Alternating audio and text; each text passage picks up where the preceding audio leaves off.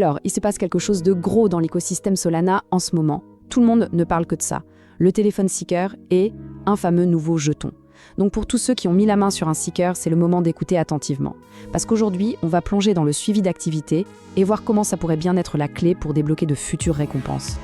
Et attention, on ne parle pas d'une simple rumeur qui traîne sur les réseaux sociaux, non, c'est une annonce officielle directement de Solana Mobile. Le SKR arrive. Juste 3 mots, mais 3 mots qui ont suffi à mettre le feu aux poudres, à lancer une vague de spéculation et à préparer le terrain pour ce qui ressemble de plus en plus à une nouvelle page qui se tourne pour tout l'écosystème. Bon, ok, des récompenses qui arrivent, c'est super, mais ça soulève tout de suite une question, et une question de taille.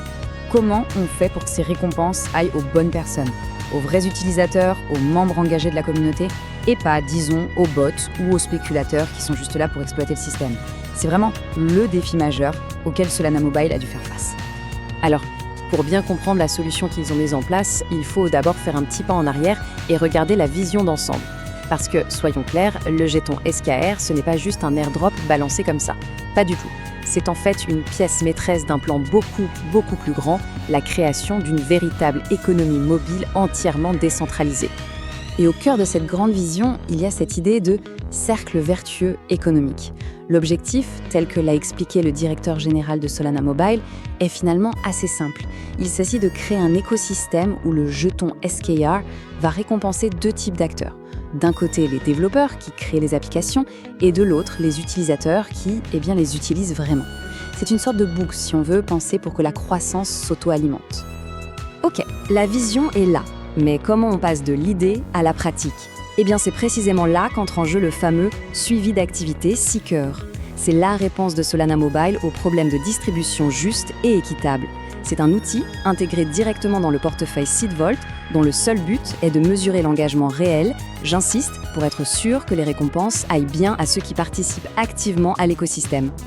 Bon, maintenant, la question pratique. Comment on active cet outil ? C'est hyper simple, ça se fait en 2 petites étapes.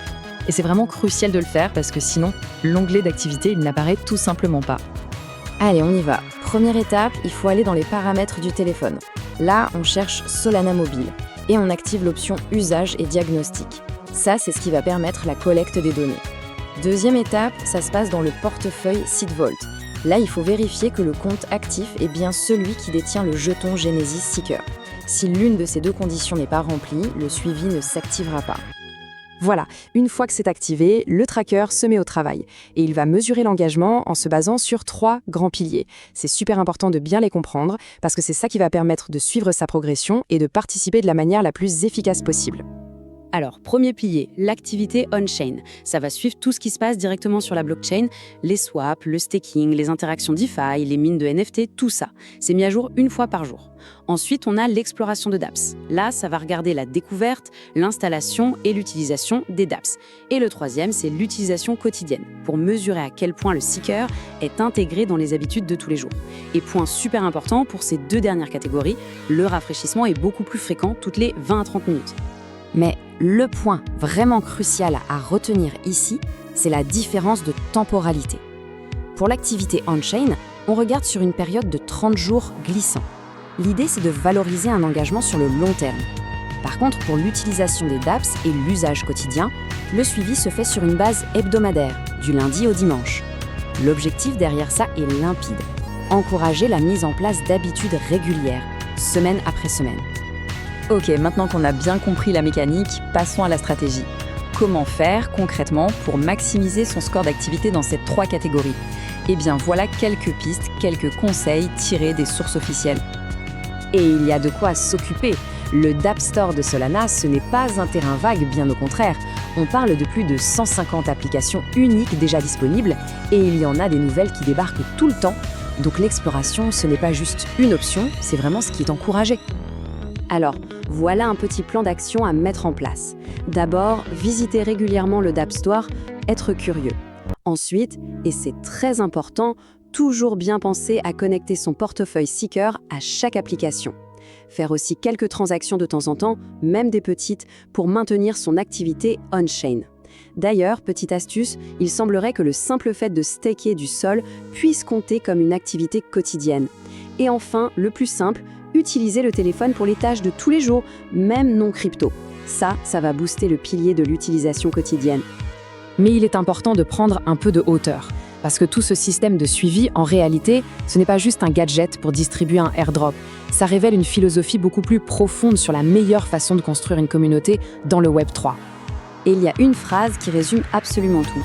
L'idée, c'est de privilégier une participation organique, mue par la curiosité, plutôt qu'une activité on-chain irréfléchie. Ce que ça veut dire, c'est que le but n'est pas de pousser les gens à cliquer sans réfléchir juste pour faire monter un compteur. Non. L'objectif, c'est de récompenser l'exploration authentique et la participation sincère à la vie de l'écosystème. Pour le dire autrement, c'est un appel à être un bâtisseur, pas juste un chasseur de primes. Le suivi d'activité a été conçu spécifiquement pour ça, pour identifier et mettre en valeur ceux qui utilisent vraiment le Seeker pour ce qu'il est, c'est-à-dire une porte d'entrée vers une expérience crypto-mobile sur Solana et qui contribue à faire grandir tout ça. Et tout ça nous amène à la question finale, une question qui dépasse le cadre de Solana. Est-ce que ce modèle, qui fait le choix de privilégier l'engagement authentique plutôt que le volume brut, pourrait devenir le nouveau standard, le nouveau blueprint pour lancer et développer des projets dans le Web 3 ? C'est une question qui pourrait bien redéfinir la façon dont on bâtit les communautés de demain. Et pour l'instant, la réponse reste encore à écrire.